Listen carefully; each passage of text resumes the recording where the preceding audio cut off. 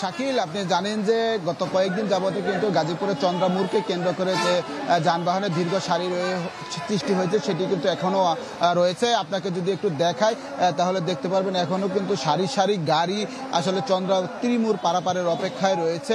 এই যে পরিস্থিতি দেখছেন সেটি কিন্তু গত বৃহস্পতিবার থেকে আসলে শুরু হয়েছে। যখন বৃহস্পতিবার আংশিক শিল্প কারখানা বন্ধ হয়ে যায় তখন কিন্তু মানুষের যে ঢল নামে সেই থেকেই চন্দ্রামুরকে কেন্দ্র করে যানবাহনের লম্বা সারি।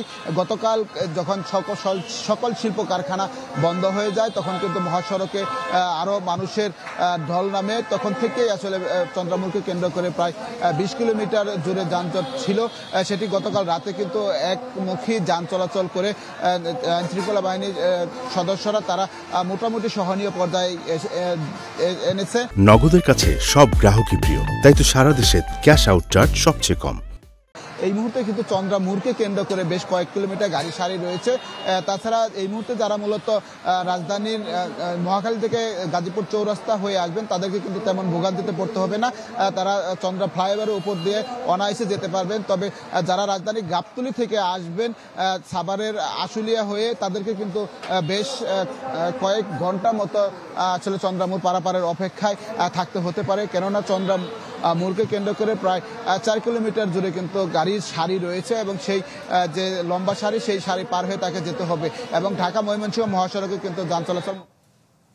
রফিক, আপনাকে ধন্যবাদ আমাদের সঙ্গে যুক্ত হওয়ার জন্য। এবারে ঢাকা মাওয়া এক্সপ্রেসওয়ের খবর জানাতে মুন্সিগঞ্জ থেকে যোগ দিচ্ছেন আমাদের আরেক সহকর্মী শুভ ঘোষ। শুভ। শাকিল, রাত পোহালে পবিত্র ঈদুল আজহা শেষ মুহূর্তে শেখরের টানে যারা আপনজনদের সাথে নিয়ে আপন ঠিকানায় আপন নিরে ফিরছেন তারা বলা যায় যে একেবারে স্বস্তিতেই ফিরছেন। ঢাকা মাওয়া এক্সপ্রেসওয়েতে কিন্তু অন্যান্য দিনের তুলনায় আজকে কোনো ধরনের যানজট কিংবা যানবাহনের ধীর গতি নেই। তবে এখানে বাড়ি ফেরা মানুষের সাথে কথা বলেছি, তারা বলছেন যে রাজধানীর বিভিন্ন পয়েন্টে কিন্তু তারা দীর্ঘ সময় আসলে যানজটে দীর্ঘ সময় ভোগান্তিতে ছিলেন। তবে মহাসড়কে তেমন কোনো ভোগান্তি পোহাতে হয়নি এবং পদ্মা সেতু টোল প্লাজা এলাকাতেও কিন্তু আমরা দেখছি সকাল থেকেই যেসব যানবাহন ভিড় করছে এর মধ্যে যাত্রীবাহী বাসের সংখ্যাই সবচাইতে বেশি এবং যেসব যাত্রীবাহী বাস এখানে আসছে তাতে কিন্তু যাত্রীদের তিল ধারণের ঠাঁই নেই। অর্থাৎ শেষ মুহূর্তেও কিন্তু বাড়ি ফিরতে মরিয়া মানুষ।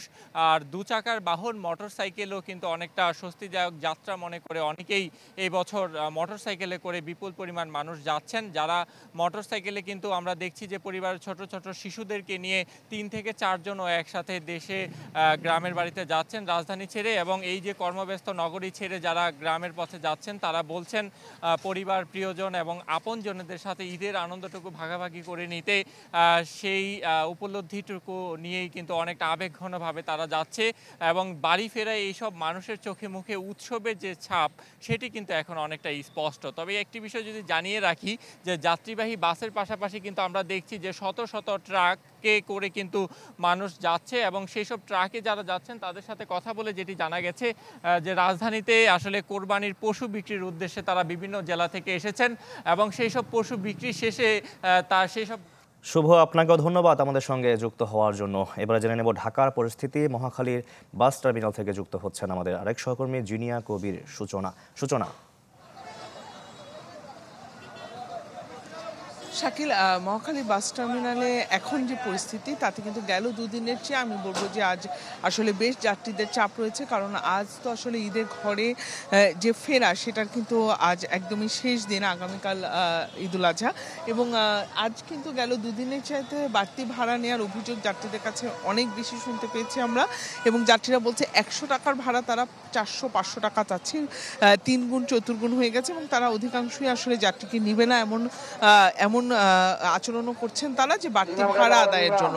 এবং আসলে এখানে কিছু সময় পরপরই কিন্তু যাত্রীদের সাথে যারা বাস চালক রয়েছেন বা হেল্পার রয়েছেন কিংবা যারা টিকিট কাউন্টারে আছেন তাদের সাথে কিছু বিশৃঙ্খল পরিস্থিতির সৃষ্টি হচ্ছে এবং যাত্রীদের চাপ রয়েছে। এবং আসলে এই সময়টাতে একদমই যারা কর্মজীবী মানুষ, যারা খেটে খাওয়া মানুষ, তারা কিন্তু এই শেষ সময়ে নিজেদেরকে গুছিয়ে নিয়ে বাড়ির পথে যাবে এবং এই কারণে কিন্তু তাদের জন্য আজ যাওয়াটা যেমন গুরুত্বপূর্ণ তেমনি তাদের আবেগ রয়েছে রয়েছে, সবকিছু রয়েছে, কিন্তু এই যে বাড়তি ভাড়া নেওয়াটা কিন্তু তাদেরকে সবকিছু ছাপিয়ে তাদেরকে একটা অস্থিরতার মধ্যে ফেলছে, এবং যে কারণে কিন্তু এক ধরনের রূঢ় আচরণের সম্মুখীন হচ্ছে বাস চালক এবং এখানে সবাই, এবং সব মিলিয়ে কিন্তু মহাখালী বাস টার্মিনালে বাসগুলো ছেড়ে যাচ্ছে এবং যাত্রীদের চাপ রয়েছে। সূচনা, আপনাকে অনেক ধন্যবাদ আমাদের সঙ্গে যুক্ত হওয়ার জন্য। দর্শক, ঈদ যাত্রার খবর জানাতে ঢাকা এবং ঢাকার বাইরে থেকে যুক্ত হয়েছিলেন আমাদের সহকর্মীরা।